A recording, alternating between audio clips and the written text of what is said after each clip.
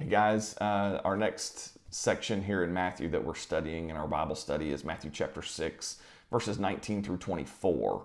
And this passage contains some phrases that many of us have heard before, some language that really kind of speaks to what controls our hearts. So last week we talked about fasting and how fasting can reveal what really controls us. Well, Jesus kind of goes for the jugular here and talks about something else that's really controlling for many people in our world today, and that's our relationship to material possessions and our relationship to money. So Matthew chapter 6, 19 through 24, talking about the treasures of earth versus the treasure in heaven. Here's the passage. Let's look at it together. Do not lay up for yourselves treasure on earth where moth and rust destroy and where thieves break in and steal. But lay up for yourselves treasure in heaven where neither moth nor rust destroys and where thieves do not break in and steal. For where your treasure is, there your heart will be also. The eye is the lamp of the body, so if your eye is healthy, your whole body will be full of light. But if your eye is bad, your whole body will be full of darkness. If then the light in you is darkness, how great is that darkness?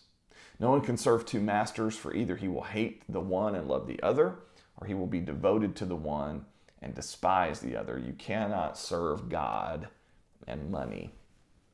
So that's a 5 or 6 verses there where Jesus is really addressing and summarizing, I think, some of what he's already been talking about. So in particular, he's talked about the urges that seem to be controlling the Pharisees, and kind of at the top of that list for them, the desire to be seen by others. So we've talked about that showmanship sort of piety, okay?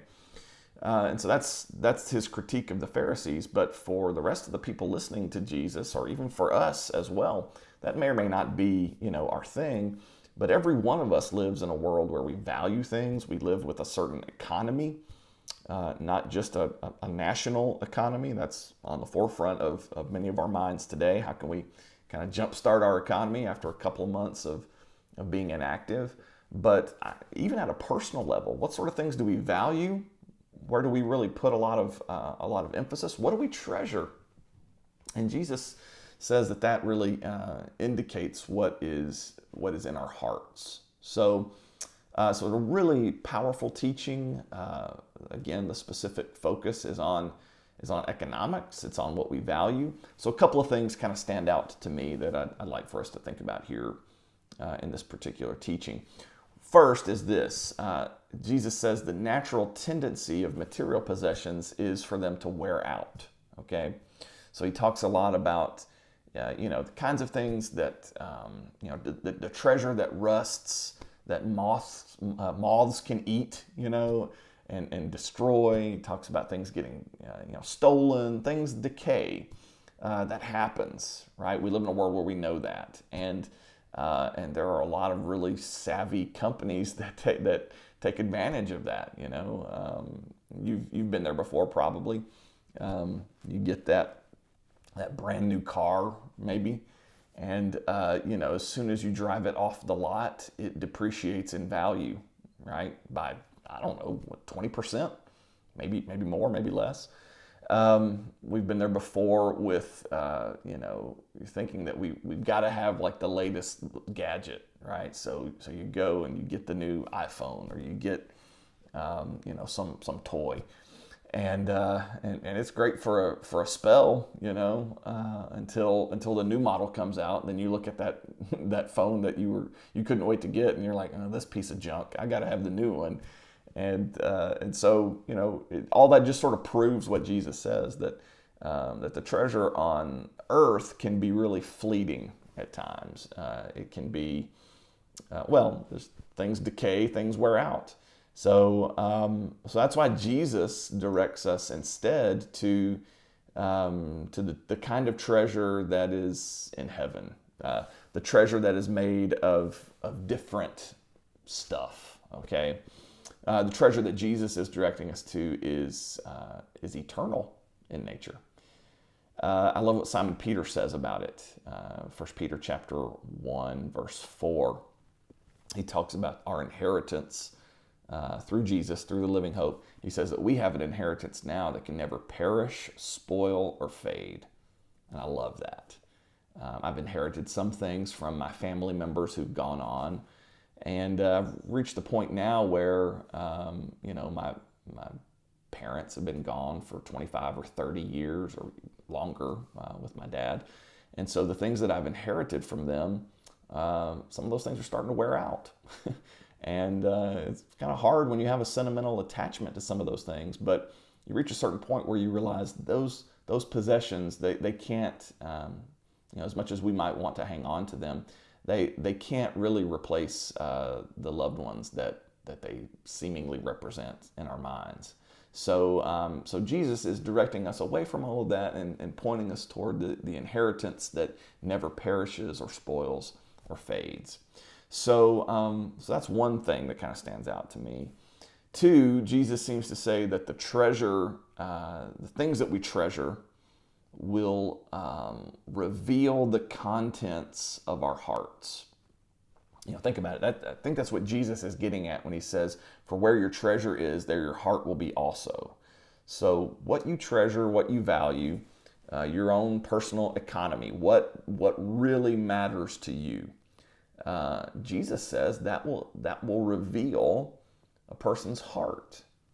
It'll show kind of like your true colors, because it's really easy to say that we value this or that, especially when it comes to a spiritual perspective. It's kind of easy to say that in Bible class, or easy to say that when we're sitting on a church pew. But kind of where the rubber meets the road is how we live in light of what we value the rest of the week. So where your treasure is, that's where your heart will be. So again, I think Jesus is encouraging us. He is leading us to value the kinds of things that God values, to think about things from that eternal sort of perspective, okay? To store up the right kinds of things in our hearts versus the wrong kinds of things. If you look at verses 22 and 23 again, those might seem to be a little bit out of place. That's where Jesus is talking here about the eye being the lamp of the body. So if your eye is healthy, the whole body will be healthy. And it seems like he's sort of pivoting. We're thinking like, okay, he was talking about money. I thought he was talking about treasure on earth, but then with this, is he talking about something else? He's talking about the eye and the body. Well, it actually fits in really well. These verses aren't just a little sidebar. They fit in well with the overall teaching, because the way Jesus presents it is kind of like this, okay? So he's saying that the things that we see can easily become objects of desire. I really think that's what he's getting at here, and how it connects with this whole idea of what we treasure. So when we look at it from that perspective, it's easy to see how that sort of fits in. It's easy to see how that connects with the world that we live in. So the eye is quite often the entry point for these kinds of things into our hearts and into our lives, especially in a world like ours that is dominated by advertising. If you've ever studied any kind of advertising at all, you know that advertising is all about creating desire. It's all about presenting a product in a particular way that looks desirous. If you've ever noticed, almost every fast food chain, their colors on their sign, almost every one of them includes the color red. You never noticed that? Why is that? Well, because that's eye-catching. Red stands out. It catches your eye. So when you start rattling them off, McDonald's, Wendy's, Chick-fil-A, you could go on down the line. They all kind of have that same basic color scheme, at least using the color red, because they're trying to make their product appealing. And so it catches your eye and you see it. Again, in all the slick advertising today, a lot of times, at least with a commercial, they're not even really selling a product so much as they're selling a lifestyle. My favorite one is Matthew McConaughey is out driving cars, around through hailstorms and through downtown areas, and it shows him putting his watch on and his cufflinks, and he starts driving, and very little of it has anything to do with the car. It's just kind of, the concept is, if you buy this car, then you can live this life, which is sort of laughable. But all that, it works because we see that and becomes eye-catching, and it begins to take root in our heart. Well, that's exactly what Jesus is getting at here. So he's kind of saying you need to be careful what you see. You need to be careful what you watch. You need to be careful kind of what you're taking in, because the eye becomes that window. If the eye is full of light, then guess what? Your life will reflect the light of God. But if, on the other hand, your eye becomes full of darkness, focused on the wrong things, then don't be surprised if your desires then begin to match. You begin to have the wrong sorts of desires, not godly desires, but ungodly desires. And the last thing that kind of stands out to me as we read through this together is that the Bible really warns us about the danger when our possessions begin to possess us. Okay? Jesus presents this in a way I think is pretty clear too. So at the close of that, in this scenario, you have God as one master and money or mammon, possessions, all that stuff's kind of baked in there together, the same idea.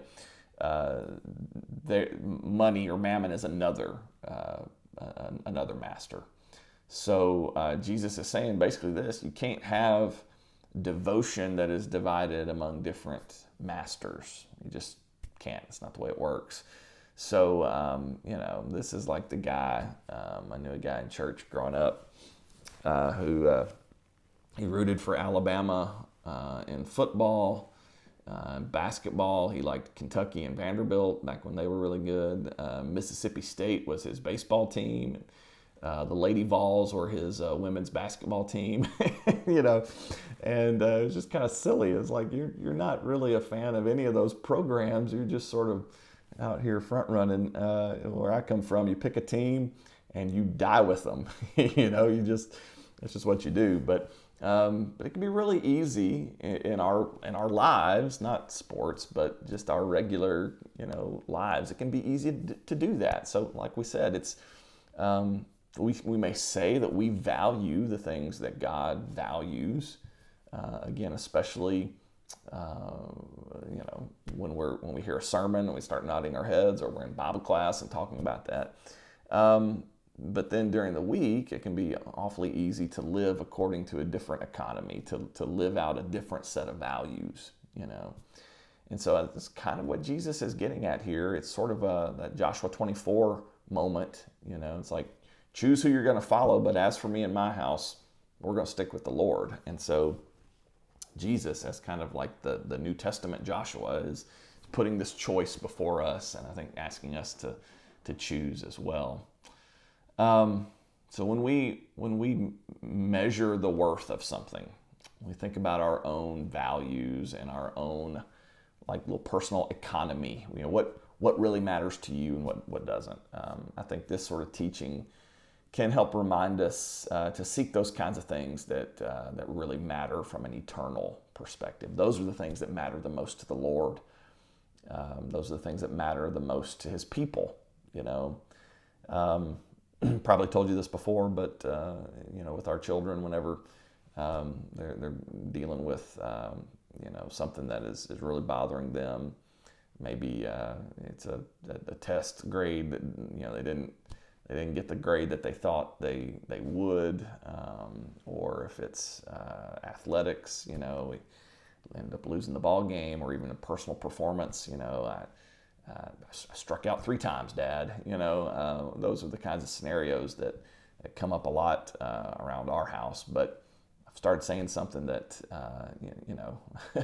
just to try and keep all that in perspective with my kids. I'll say, the good news is you can still go to heaven, even though you made a C on that test, or even though you didn't win the game. And they're kind of like, yes, I know, Dad, I know. But But that's the kind of perspective that I draw out of what Jesus is saying here.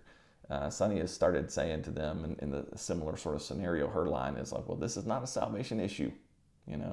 Heaven and hell are not on the line here," and that probably rings a bell for some of us with the way we were raised as well.